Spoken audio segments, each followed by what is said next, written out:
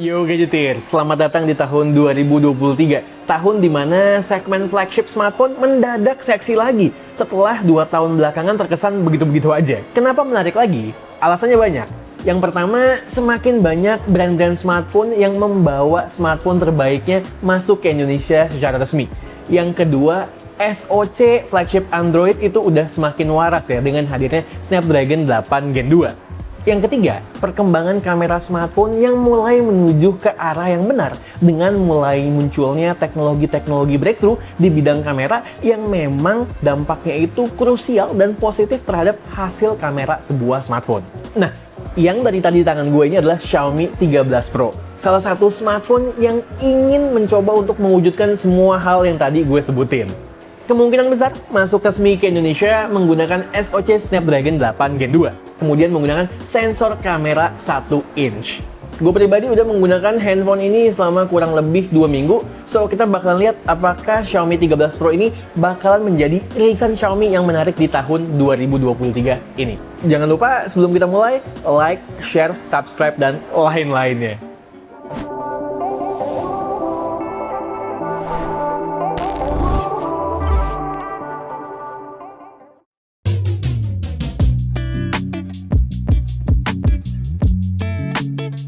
Video kali ini kita nggak bakal panjang lebar ya. Kita simpen buat nanti ketika smartphone ini rilis resmi di Indonesia.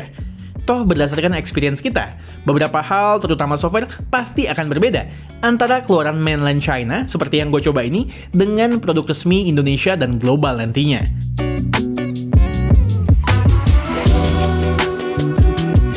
Kita buka dulu dengan desainnya. Well, secara material sih bagus ya, premium dengan ceramiknya. Curve screen-nya yang seolah menyatu dengan curve back dan frame yang smooth tak bersudut juga membuat feel di tangan nyaman. Yang bikin sedikit kurang nyaman adalah beratnya. Well ya, nggak seberat iPhone 14 Pro Max gue sih, cuman tetap berasa berat aja di 229 gram. Yang gue nggak terlalu suka dari desainnya adalah kombinasi antara modul kamera dengan rest of the phone-nya. Desain atau peletakan modul kameranya berasa nggak nyatu dengan proper aja.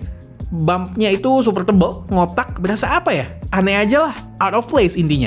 Jujur, soal modul kamera ini gue lebih suka desain dan peletakan di generasi sebelumnya, 12 Pro maupun 12S Ultra. Ya lebih rapi aja dan punya ciri khasnya masing-masing.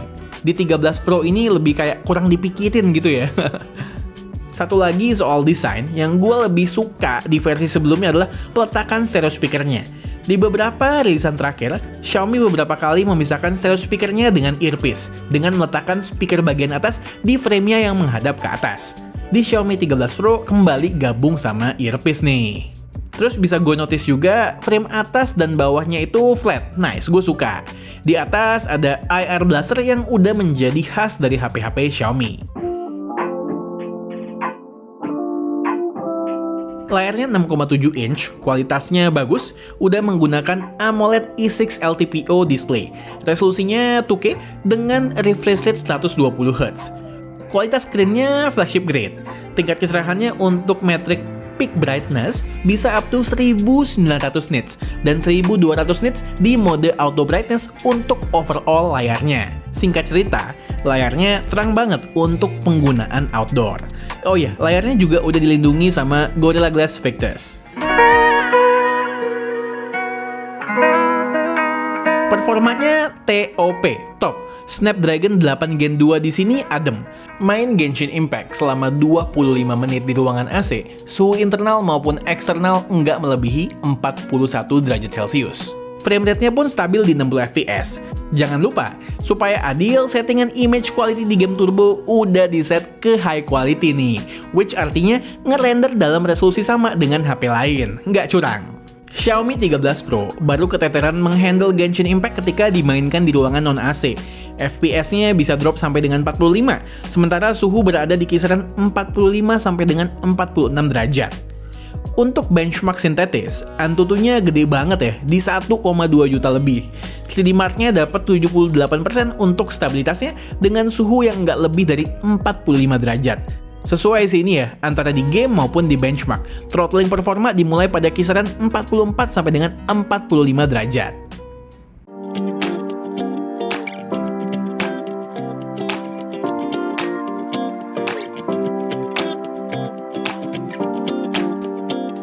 Ya, gue tahu kalian expect K2G bahas panjang lebar soal kameranya.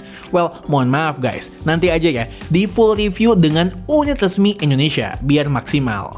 Gue merasa kita harus kasih waktu lebih baik ke Xiaomi dan Leica untuk mematangkan racikannya atau tuningannya. Nah lo, emangnya nggak bagus? Ya bagus kok. Cuman gue merasa masih mirip banget karakternya dengan Xiaomi 12S Ultra yang udah sering kita bahas dan versusin dengan HP lain. Main kameranya yang punya sensor besar menghasilkan detail yang natural seperti kamera beneran dan nggak berasa overprocess sama sekali. Dynamic range-nya pun bagus.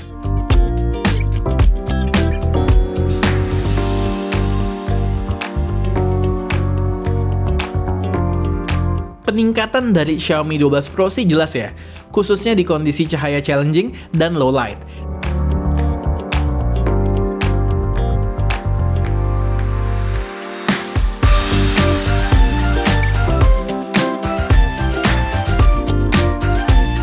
Cuman emang gue merasa masih harus diimprove nih soal konsistensinya. Terutama kalau kita bandingkan dengan smartphone kamera favorit K2G yaitu Mate 50 Pro yang mana terasa begitu effortless untuk menghasilkan jepretan yang kece badai. Padahal sensornya lebih kecil loh. Lagi-lagi ini the power of computational photography. Secara spek, ultrawide-nya masih sama dengan generasi sebelumnya. Yang beda dan ada peningkatan justru dari telenya, di mana sekarang punya magnifikasi 3,2 kali serta punya focusing distance yang bisa deket banget. Artinya, yes, kita bisa jepret foto makro dengan menggunakan lensa telefoto. Wah, ini tuh berasa kayak pakai lensa Canon 100mm yang makro ya. Macro shots yang dihasilkan telefoto lens ini lebih mampu mengisolasi objek melalui FOV yang lebih tight, depth of field yang lebih shallow alias bokeh yang lebih creamy.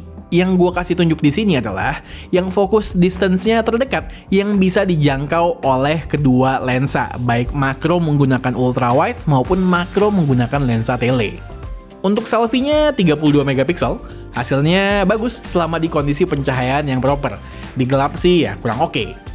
Untuk perekaman kamera utama, Xiaomi 13 Pro ini masih mirip ya, kayak Xiaomi 12S Ultra. Kamera utamanya bisa merekam up to 8K 24fps, yang mana stabil juga setelah gue tes. Tapi memang kalau mau yang paling optimal, itu bisa coba yang 4K 60fps. Sedangkan kalau untuk perekaman video selfie itu udah kayak misteri yang tidak terjawab aja ya. Untuk smartphone flagship keluaran China, semuanya itu maksimal di 1080p. Tapi untungnya yang di Xiaomi 13 Pro ini masih masuk kategori stabil. Jadi usable lah kalau kita mau pakai buat vlogging, stabilisasinya oke. Secara kualitas gambar, kalau gue lihat ini sih kondisinya mendung ya, jadi kita nggak bisa ngetes backlight, ada matahari dan lain sebagainya. Tapi dalam situasi dan kondisi ini, menurut gue sih udah oke ya, bisa mengekspos gue dengan baik, begitu juga dengan backgroundnya. As expected, dengan pemakaian standar gue ketika testing HP, Xiaomi 13 Pro cukup irit. Baterai 4820 mAh-nya bisa menghasilkan 6,5 sampai 7 jam SOT dalam total waktu nyala 24 jam penuh. Perlu dicatat, ini menggunakan MIUI China yang diinstal dengan Google Apps. So, soal baterai ya mungkin banget berbeda di unit global nanti, bahkan bisa jadi lebih boros. Charging dengan charger 120 wattnya mampu ngisi sampai full dalam waktu kurang lebih 20 menit pada real condition, bukan lab condition.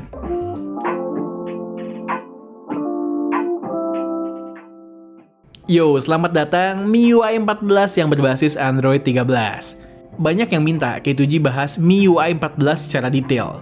Gue menolak ya, karena sampai sekarang yang available untuk dibahas baru MIUI China. Dan dari pengalaman gue, sejak MIUI zaman dulu, ada perbedaan yang lumayan antara versi China dan global, termasuk Indonesia.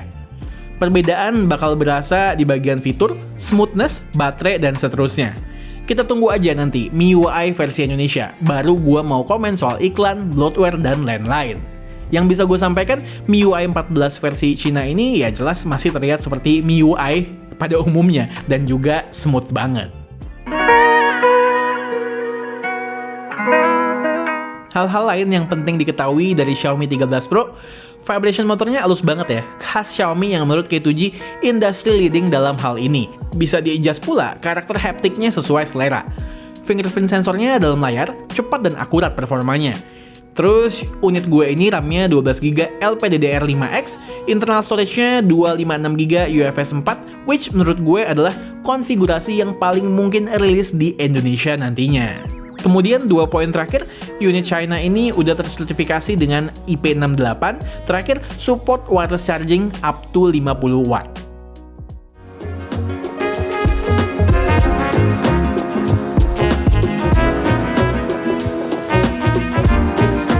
Xiaomi 13 Pro, sebuah real flagship yang kehadirannya patut banget kita tunggu. Spek mentok, flagship level, dan kameranya punya potensi yang besar.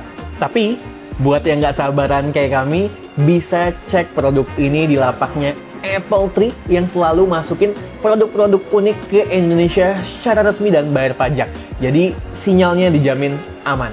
Linknya udah gue taruh di deskripsi, langsung aja dicek. Oke, sekian aja video dari gue kali ini. Gue Satish, and this is K2G. Tunggu racun-racun kami yang berikutnya. Bye guys!